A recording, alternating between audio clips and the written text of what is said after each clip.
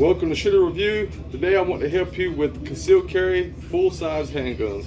And this will work with any handgun. As I stated in my previous videos, the primary way to consistently and efficiently and effectively conceal carry any handgun is dependent on your setup. Here we have a core essential gun belt, okay?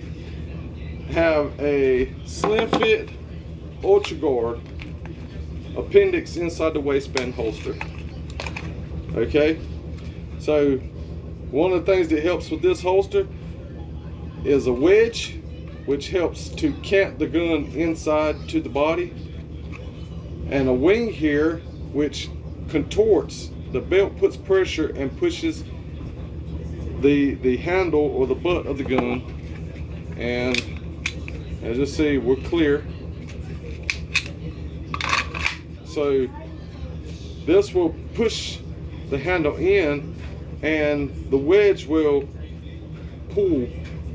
So you have a double effect here to help conceal.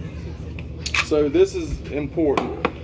Also, I've done in the past, I've tried various multiple holsters, and most of us do. We have a lot of holsters.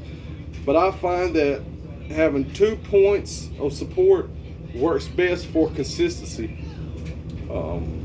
If you have only 1 point of support, a single attachment, the gun can likely switch its position. It can rock and rotate, so which will lead to an inconsistent pistol placement and draw. So I primarily carry appendix inside the waistband. I'm going to insert the mag just so we'll have that, so no one say, well, you didn't have a magazine in it, and that makes a difference. A lot of times when you'll see appendix carry, it's usually over this way. Well, when you have a larger full-size handgun, that can lead to you're more likely to print because you have a longer butt, okay, full size. So what we want to do is where your jeans fasten, we want to go a little over from there. So what I'll do is I'll go ahead and put the holster on, and as you see, this is how it will sit. So it actually is more center than to your dominant hand, okay? That puts the wedge on and the holster on the left side, so it gives you room for movement, if you know what I mean. So we'll go ahead and tighten up the belt.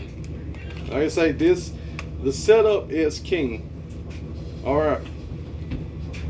Now you are concealed. And what is concealed? Concealed means not not visible. Okay. And that's the goal, is that no one knows that you're carrying a pistol or means of protection until and unless you have to use it. God forbid. But there is full size.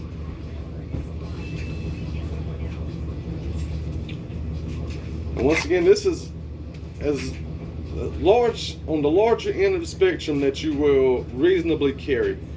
I'm not talking about something like a 50 caliber Desert Eagle. This is 9mm, 5.2 inch barrel length, 18+1 mag capacity, 18 rounds right here. Okay, so this is in the larger end of the spectrum. I'm a pretty good size guy. I'm 6'1", 6'2" on a good day, around 190 pounds.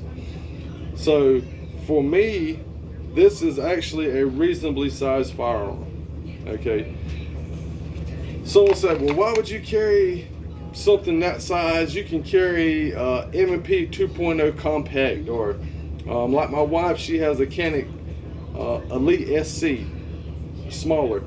Well, in a defensive situation, I want what I will shoot the best. not comfort is relevant, okay? But for me, I can comfortably carry this. Why? Because I have a good setup, and this is what I'm used to, okay? If I have to defend myself or my family or someone else, I don't want something I said, well, yeah, I don't shoot it that good. I don't have as much room for error because I have a lower capacity, okay? But it's more comfortable. We're not. If comfort is your main concern overall, then you wouldn't carry it all. Because let's face it, at the end of the day, this is not unnatural. Carrying something inside your waistband, whether it's 15 ounces or it's 30 ounces, okay? Whether it's a pound or whatever, it's a piece, it's a chunk of metal sitting inside your belt line. Okay, so at the end of the day, I want what's going to give me the greatest benefit in every spectrum. Shootability, magazine capacity, okay? Comfort in the hand. I have a full-size grip, which means I can really grip down on this firearm. I don't have to worry about a tiny gun that I only can get 3 fingers on and trying to fumble to grab it.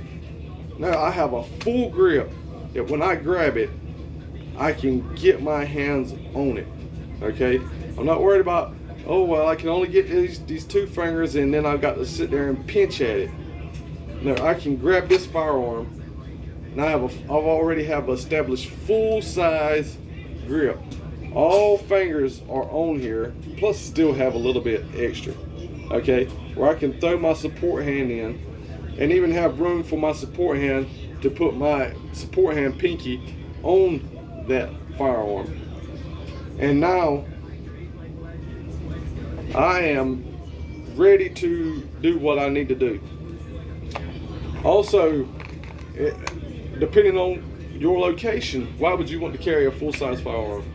For me, where I'm at, and the day and time we're living in, criminals are not always traveling individually. A lot of times these thugs are traveling 2, 3, 4, or 5 in groups. They can be an entire vehicle loaded with them. They want to commit their crimes together, the homeboys. Not too long ago, my dad, he was in the convenience store and 3 men came in, armed. Well, at least 2 of them were armed, but there were 3 men, okay? And I don't know whether it was a good or a bad thing, but he didn't have his firearm on him at that time. So, who knows what would have happened if he would have had it? Would it have been a shootout? Would he have got the guys? Would it have forced him to shoot? We don't know. But saying that to say, in that situation, you have 3 men come in, and if they are intent on what they're going to do, you might fire off a shot and say, well, that might scare them off. All I need is 5 shots in a revolver. Okay, maybe so. But here's the thing. If you got guys who are not going to be shaken by that, you fire that shot, and what it does is causes them to want to engage you more. So rather than running, they're ready to get in a gunfight. And they say, well, 5 shots is all I need. You need to work on your accuracy and all this. Talk like, say, Masada Ayub. Hold on just a minute. Masada Ayub, or look at any professional. When your adrenaline is not pumping, you may be able to put short shots in an A zone consistently every single time.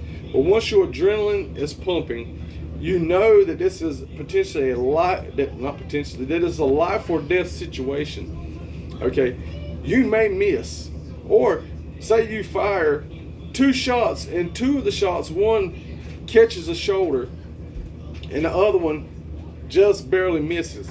there's 2 shots gone on that one person, and they are not stopped. They're still in the fight, not to mention you have 2 others. And you turn to engage those other 2, and maybe you get one, put a shot that stops and incapacitates them. So you still have 2 people remaining, and you have 2 shots left.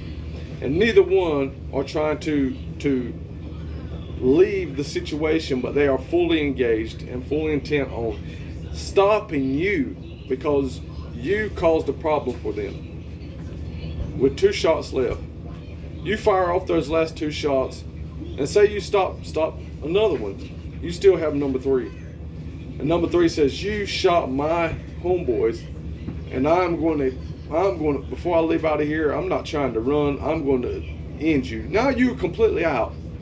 You have nothing left but trying to hide or try to fight with your hands or a blade if you have your knife. I don't want to be in that situation. I'd rather have, say for instance, 19 rounds where I can fire 5 shots off of each one of them and still have 4 more rounds to get away from the situation. So this is why I carry a full-size firearm. And like I said, this is the way I found it is the best to conceal carry appendix a full-size firearm. Okay, hopefully this helps. And like I say, this will apply to any firearm, not just full size, but any firearm.